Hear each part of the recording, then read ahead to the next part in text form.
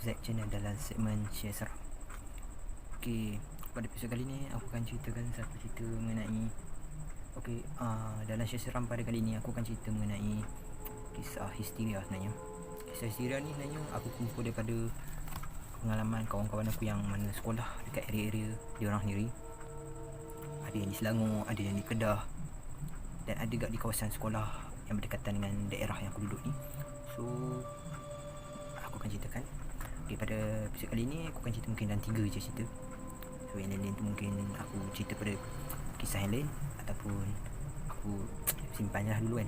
Okay, kisah pertama ni dia menceritakan tentang kawan aku, dia cerita kat sekolah dia. Kisah yang mana bagi aku, kalau kau tanya aku, memang masa dia cerita tu macam mula-mula aku macam benda biasa. Tiba dia kata satu benda ni, okay, satu benda tu apa? Okay, mari aku cerita.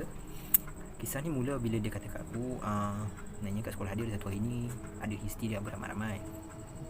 Benda first yang terjadi in which budak ni yang pemula lah kepada rasukan tu, dia kena rasuk. And then macam mana tak tahu, dia macam merebak ke satu aras dia, kelas dia lah. So masa mula tu macam orang macam ya betul kan, dia macam seolah-olah macam orang ingatkan bermain lah, sebab dia jenis happy go lucky budak. So end up dia macam yelah macam tu terlampau lama. Kau bayangkan kalau melawak pun ada macam yelah kau nak gelak sampai bila je apa kan, kau nak senyap sampai bila je kan. So macam kat situ dia mula jadi macam keraguan mula timbul lah pada kalangan member dia. Macam tu mula-mula tegur, dia dah mula tunjuk reaksi yang pelik, mana dia tak menjawab apa yang ditanya, dia tak bagi respon yang seperti yang dimahukan oleh kawan-kawan dia. So lepas tu macam okay, dia kena rasuk memang dah confirm and dia dah mula buat tunjuk-tunjuk yang memang simptom-simptom dia lah, dia kena rasuk. And pada mulanya kawan-kawan dia macam ingat benda ni akan jadi kat dia seorang je, tapi dia macam mula yelah kau ramai-ramai dah tengok tau, bila satu jadi benda ni kelas-kelas ni akan menyebuk tau. Tu standard dah sekolah. Bila macam tu cikgu-cikgu tak dapat kawal tau. Jadi ada beberapa yang nampak macam mula dah terkena.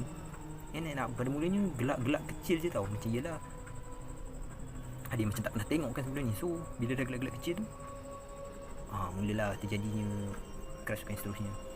So end up cerita ni buatkan aku seram. Kau bayangkan diorang terpaksa ubatkan diorang semua ni dekat padang yang mana kau boleh nampak padang diorang ni macam boleh kata ada kiri kanan yang macam melindungi. Okay, macam kalau kau nak lari pun boleh nampak. Which kalau kat aras pula, ya memang ada dua je laluan belah sana dengan belah sini kan, kiri kanan. Tapi kau kena tahu satu, tingkap pun dia boleh terjun, daripada atas tu pun dia boleh terjun kat koridor tu. So macam untuk mengelakkan benda ni, diorang mana yang dah terkena tu diorang cepat-cepat alihkan, sebab nak mengelakkan yang lain tak terkena. So ustaz sekolah tu pun terpaksa panggil ustaz luar untuk settlekan benda ni. Sebenarnya mula dia perempuan ni ada tersilap benda lah, yang mana aku tak boleh cerita lah benda ni. Macam sekolah tu pun macam tak beritahu sebenarnya, dia cerita kat aku macam just cerita je. So macam aku cuma terkejut tu, macam aku tanya dia jumlah dia agak ramai lah. Sebab kau bayangkan satu aras, kelas bukan 1-2, paling kurang pun 4. So dalam kelas tu macam ramai kena satu kelas pun. So kelas yang kena macam memang ramai lah. Okay, cerita kedua ni berlaku di utara juga. Aku tak nak cerita belah sini ke belah Kedah ke belah Perlis ke, tapi utara juga. Sekolah ni sekolah aku tak tahu lah Serang Penuh ke tak. Kawan aku tak pernah tanya dia sekolah Serang Penuh ke tak. Pasti dia pandai lah. Okay, cerita ni mula bila dia pergi kelas. Pada mulanya ni dia tak tahu lagi nanya kawan dia ni kerasuk. So bukan kelas, maafkan aku, prep. And kebetulan dia orang setting bilik lain dan kawan ni pergi bilik tu dulu. Okay, so macam kawan ni pula pun tersilap info pergi juga bilik ni. And end up bila dia orang sampai ke bilik tu, dia berdua je lah kan. So macam dia sembang, tapi dia sedar masa dia sembang kawan dia, macam kawan dia tak respon tau. Macam nothing yang mengejutkan pada mulanya. Tapi bila yalah kau nak study, kau banyak sembang kan. And bila sampai satu tahap tu, dia macam aku ni cakap seorang ke, kau tak cakap, kau bagi tahu je lah. Tak puas hati aku bagi tahu kan, macam dalam hati macam. Tapi macam bila dia tengok ke member dia baru sedar. Member dia macam yelah kalau kau study, kau akan macam mata tengok study kan, tengok buku, tapi mata dia hanya tenung ke satu tempat. So macam kawan dia macam sudah, aku pula ni kan stres ke apa kan. Betul dia macam mula nak pujuk lah aku bila ada tersilap cakap pun. Sekali punya member dia tu macam dah senyum seorang.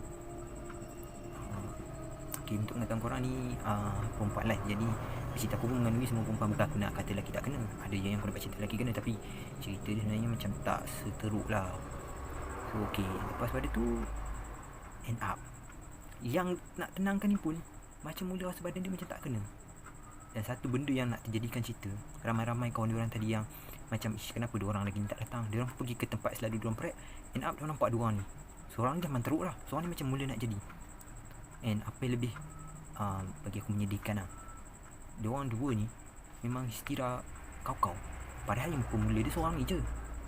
So end up memang apa yang menyedihkan bagi aku, apa tahu, member ni macam yelah nak settlekan lah member tu, tapi end up dia pun kena kan. Sedih lah, kau nak tolong member tapi kau pula kena kan. Okay.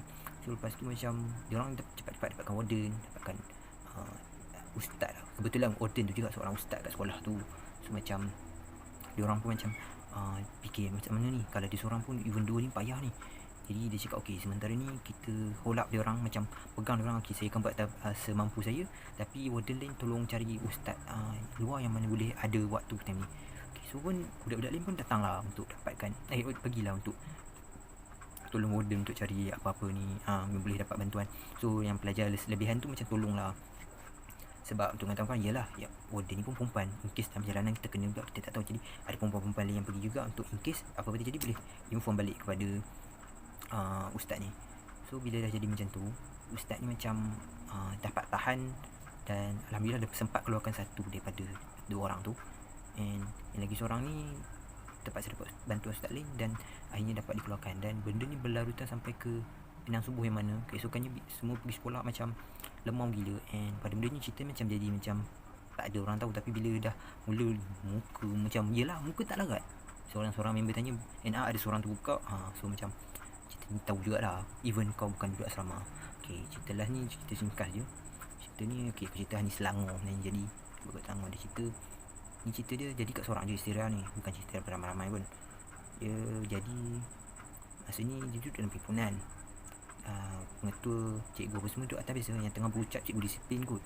Kau bayangkan cikgu disiplin tengah berucap, memang sunyi lah. So macam kau nak macam mengata apa tu, itu aku tak nak komen lah. Tapi macam orang akan diam. And end up apa yang paling mengejutkan, tiba-tiba budak ni menjerit gelak seorang-seorang.